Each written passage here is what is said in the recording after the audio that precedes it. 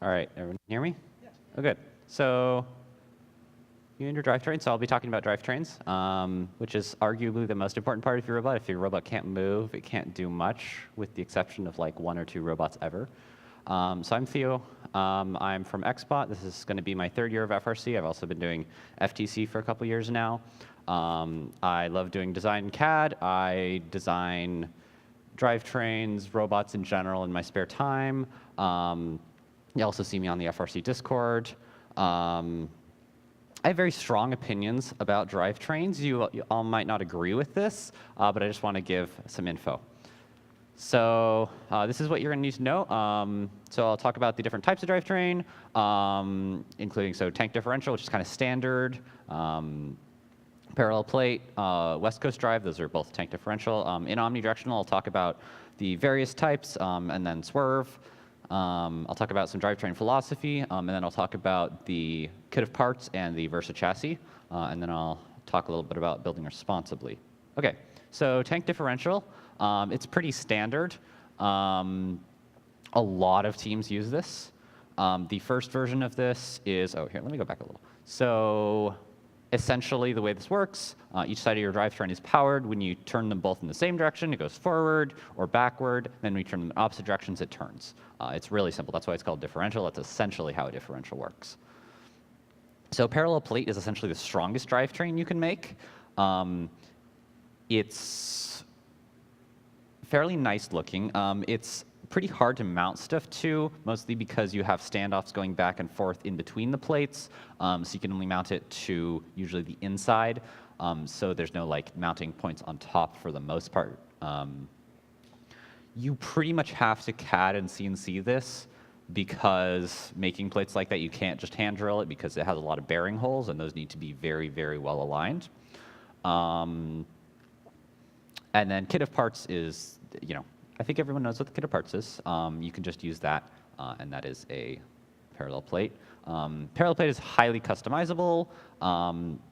I actually just did this for our FTC season. I laser cut plates of Delrin and then had a bunch of standoffs, and it worked really well, and it's incredibly strong, but it did require a lot of work, and it took like 3 weeks to get it all done. So, okay, so West Coast drive is the other type of tank/differential. So this is extremely common and very, very well proven. So this is used by teams like 254 the Cheesy Poofs. If you guys haven't heard of them, you should probably look them up. They had an undefeated season this year, the first undefeated season of any team in first. 1678, the Citrus Circuits, they're their neighbors. And 118, the Robonauts, down in Texas. West Coast Drive has a box tubing frame, cantilevered wheels. So the wheels are supported by 2 bearings that are on one side of the wheel instead of a bearing on each side of the wheel in parallel plate. It's very customizable because it doesn't require nearly as much precision machining. You still can precision machine it. I know Cheesy Poofs does, but it doesn't require you to make an entire plate. You can just drill a few holes. That's all you really need. There's lots of COT stuff available, commercial off the shelf, from Vex Pro, West Coast Parts. I think AndyMark has some stuff now. All right, so omnidirectional movement. This is a little bit controversial. So it's really cool because you can go in any direction you want. A few ways to achieve this. Mecanum, the way it moves sideways, has 45-degree rollers. You arrange the rollers in X configuration with 4 wheels, and then when you run the wheels against each other, you can go sideways or any direction. It means you can get pushed around pretty easily too.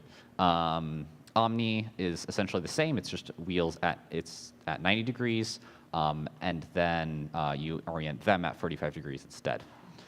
So they're not as quick as tank because you are devoting a lot of power to sideways movement, and so it's a lot less efficient for going in a straight line quickly. You also don't get as much pushing power. H-drive is a bit of a combination. It's like tank. You have usually 4 wheels that are omni wheels, and then 1 or 2 omni wheels at 90 degrees from those, so that you can run that omni wheel and just strafe side to side. Swerve. I'm not sure why we're not quite fitting there. Oh boy. Oh, okay. So think we got some stuff cut off here, but Swerve is essentially the ideal drivetrain. It can move in any direction. It has as much power as you want, has a ton of traction. You can go as fast as you want. Has anyone seen Jack in the Box Swerve Drive? Yeah? Yeah, that thing is beautiful. Unfortunately, it's really hard to design. It's really hard to build. And it's also hard to program and control. Every aspect of it is difficult. And so I don't recommend this for teams that haven't experimented with this in the off season, at the very least. So in terms of philosophy, we're getting some weird formatting issues. So basically, what you want your drivetrain to do is not break. It doesn't matter. It doesn't really matter how fast you go, as long as you're not going super slowly. But drivetrain can't win you a competition, but it certainly can lose you one. If you can't move, you can't win. So you want to finish your drivetrain as quickly as possible so you can mount mechanisms and test it and start working on auto. Because of that, you want your drivetrain to be simple and durable.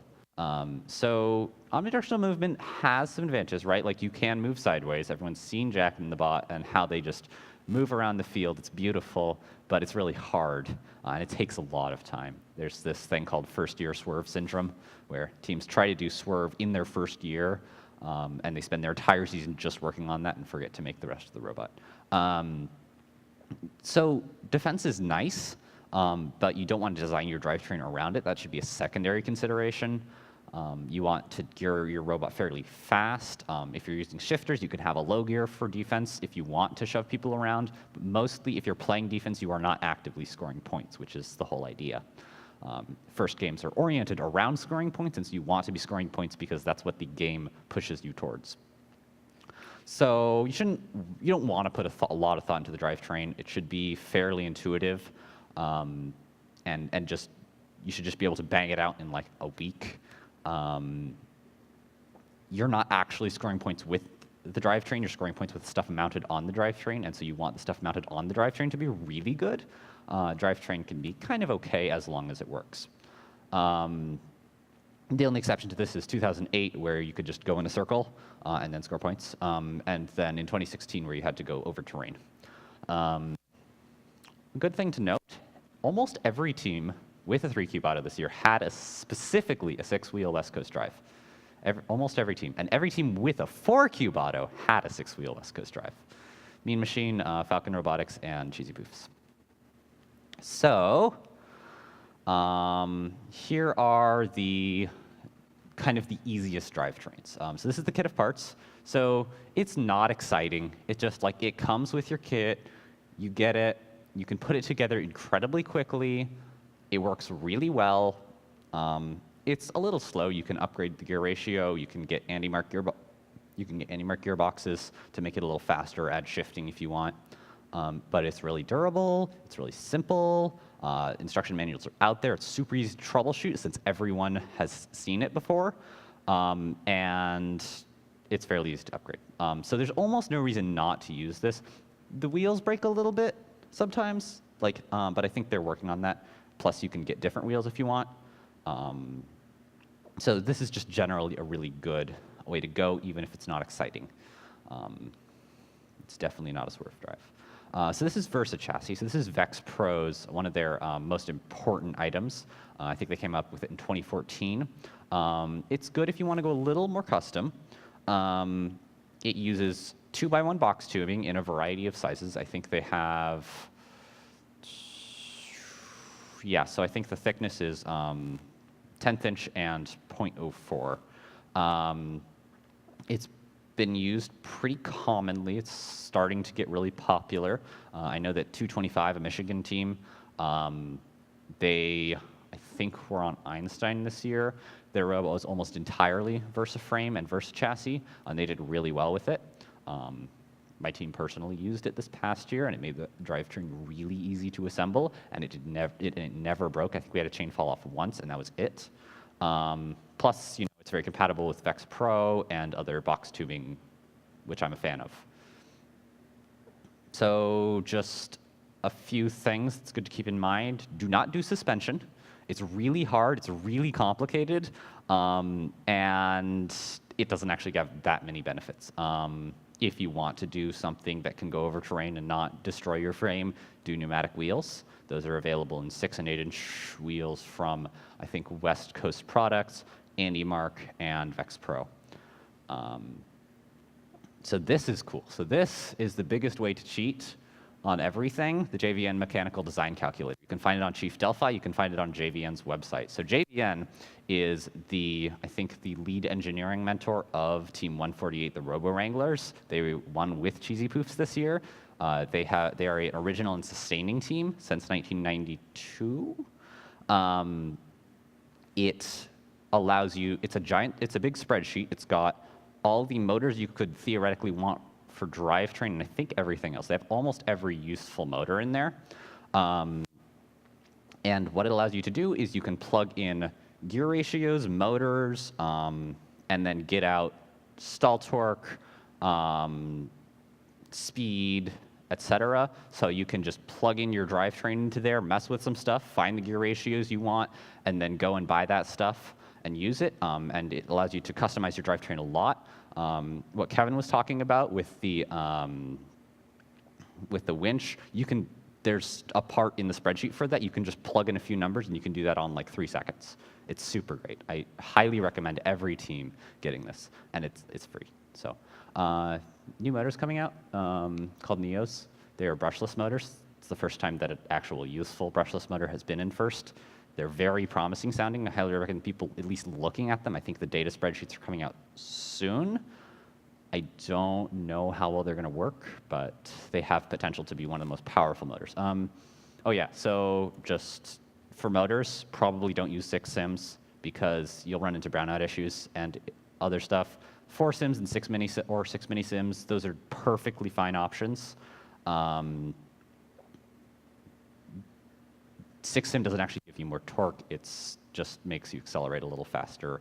It doesn't give that many advantages. So yeah, just to cap off, build responsibly.